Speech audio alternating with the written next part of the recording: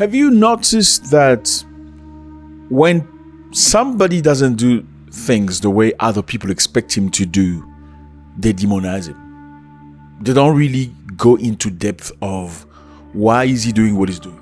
Like, why is he not doing the way we do it? But they will demonize him immediately. Have you noticed that when somebody chooses a different direction, like different routes to achieve something, and you know the route, you've seen it, perhaps you have experienced, you don't necessarily agree with them because you think you know how they should go. Does that necessarily mean that you're wrong? No. But does it imperatively mean that you're right? No. Because everybody has their own way of achieving or reaching to Roma.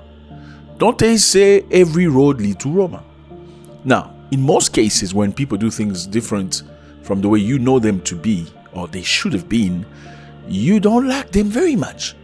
And unfortunately, in many cases, when those people achieve those things in a way that you don't necessarily agree to, you don't like their achievement very much. What's up, everybody? I hope you're doing good. It's a beautiful day. Thank you very much for stopping by. I appreciate you. Okay, this is home. Motherlands, Africa, any country, you're at the right place. First, can I ask you to do this? Let's all do this first, okay? It costs you nothing. It makes us feel appreciated. Great. Beautiful. Today, we're going to talk about something very interesting. First, we're going to talk about Algeria. Algeria is signing a big deal with Uganda. Yes, you need to find out about this. Now, Algeria has announced an availability of 210 scholarships for Ugandan students. Congratulations. Yeah, we got a pig of a coffee on this one. Great stuff. 210 students from Uganda will get scholarship to Algeria. So the ambassador of Algeria in Uganda, Mr. Murad Amokran, has announced the availability of 210 scholarship in 2025 as part of his country's dedication to education exchange and empowerment of African youth. Congratulations. I mean, just remembering that a lot of Africans tend to think that Africans from the north are racist. They don't like black Africans. No, I'm just putting it out there. If you don't know, well, there's a lot of rhetoric saying that, Morocco, Algeria, Tunisia, you look at the map, all these African, countries up there, in most cases, they look very Arabic. Okay, they look sort of, you know what I'm trying to say? They don't identify as Africans. Okay, a lot of people tend to believe that. Well, is this true? Well, there are many stories that confirm that thing, but is this absolutely true? Absolutely not, because even in those countries, you still find black people. Well, historically, some of the black people in those countries were slaves, or their grandfathers were slaves. So you remember that in Africa, slavery was not just about white people taking blacks to America. You must also learn, if not yet, that Arabs conducted a major slave trade with Africa. So they took a lot of black people, taking them in their countries to go work as slaves. Matter of fact, if you go to some countries like Saudi Arabia, Qatar and stuff, you'll find black people, black Qataris. And historically, apparently, many came from Africa during the slave trade, the Arabic slave trade that many people don't speak about. Now, in northern African countries, you'll find black people. And some of them stories are very sad. They are discriminated against and they're treated as slaves in some parts. Well, is this absolutely truth for every case? Absolutely not. The proof is in the pudding. Now, Algeria coming forwards towards Uganda saying, I've got space for your children here for free. They don't have to pay. They just have to come here and study. We're going to pay for everything. Doesn't just contradict the idea that Algeria could be a racist country? Well, it does. Well, doesn't it also show that perhaps Algeria is just showing a face to say that we're friendly? Well, it's a possibility, but can we say that everybody is the same way? Absolutely not. So the discussion between the Algerian representative and the Ugandan representative was very productive. Ugandans also get scholarship from other countries like China, for instance. China pays full tuition fees. They give you accommodation for free. They give you $500 a month. Okay. They also give you medical insurance. But you must remember, China is a very powerful country. They're looking for relationships with many African nations so they can move forward in terms of not just demography, politics, and economic. The field in which China is taking people in is engineering, medicine, agriculture, computer science, economics. So all the smart people, all the stupid ones don't go. All the stupid ones, man, don't come to my country. We don't want in your country. Stay in your country. You're not going to China for tuition and stuff. Sorry about you. All right, so do you know Uganda? Have you heard of Uganda before? This is Uganda on a map. It's a beautiful place, lovely people. And I'm not even playing. Uganda is one of the most playful places you can ever find in Africa. They're very happy. Monday, Tuesday, Wednesday, Thursday, Friday, Saturday. They're always partying. It's an amazing culture. It's, hey, my friend, are you going to work? It's you're not going to find anybody asking you where you're coming from.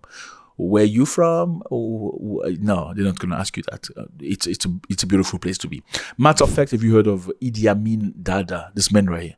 You seen the movie? Not this one. You see this movie here? Idi Amin Dada. You seen it before? You probably heard of this man. They say he was a dictator. He unalived people. He drank blood and stuff like that. Well, there are many theories about him. Okay, that is the Western theory. They said he was a dictator that drank people's blood. That's what Western nation tells you. And many people believe that. Well, the other version is Idi Amin Dada actually wanted good things for his country. Western nations say Idi Amin Dada chased Indians and other Western people from the country. Is this true? Yes, he did chase a lot of Indians.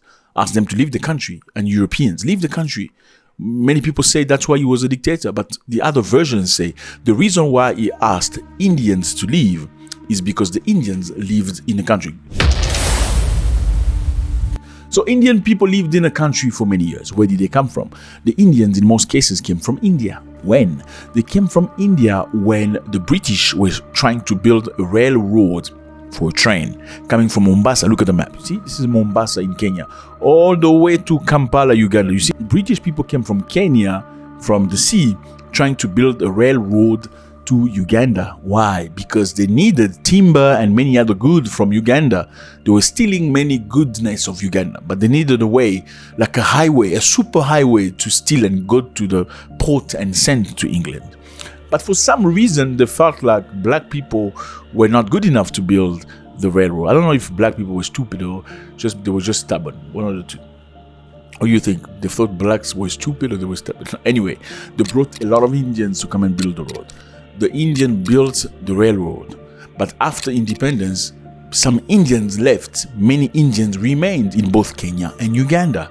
Now, the Indians created their own community in Uganda where they mingled with each other. They had their own prayers, their own religion, their own restaurant. They had their own businesses, their own community. So he said the Indians did not want to mix with Ugandans.